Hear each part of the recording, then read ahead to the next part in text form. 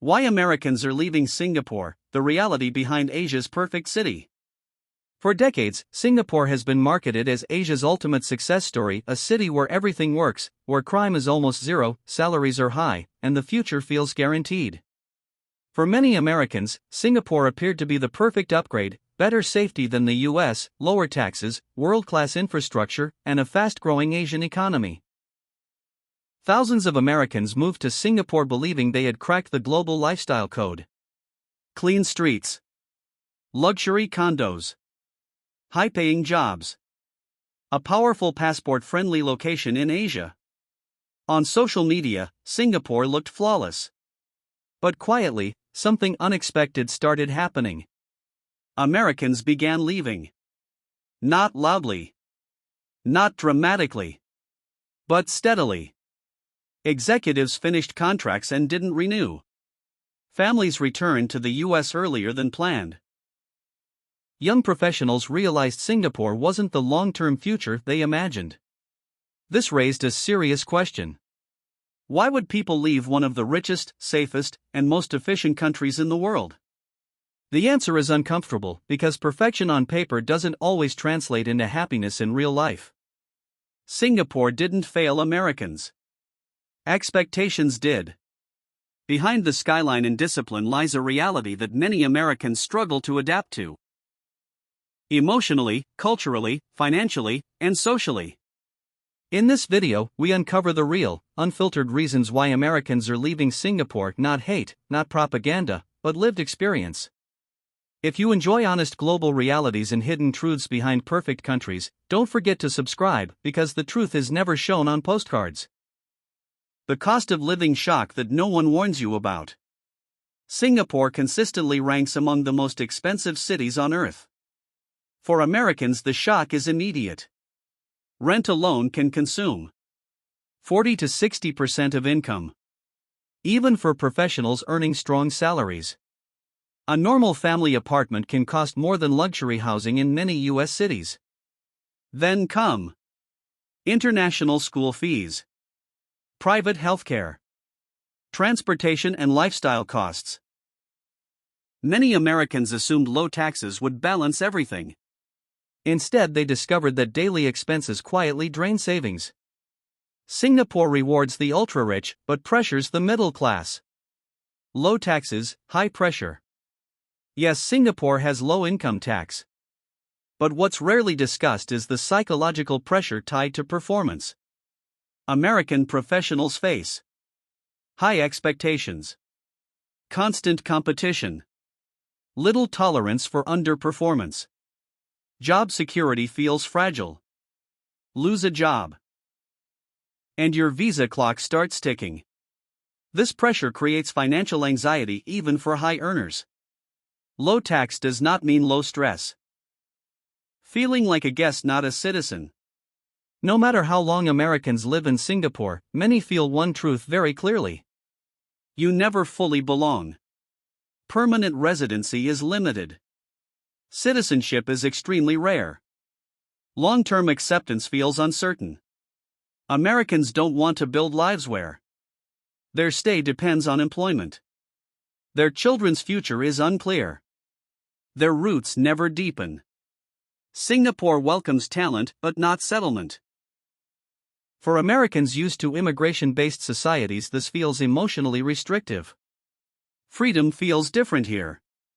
Americans grow up valuing free speech, open criticism, personal expression. Singapore prioritizes order, stability, control. While this creates safety, it also creates self-censorship. Many Americans feel afraid to speak openly, careful on social media, restricted in public discussion. Freedom exists, but within invisible boundaries. Over time, this becomes mentally exhausting.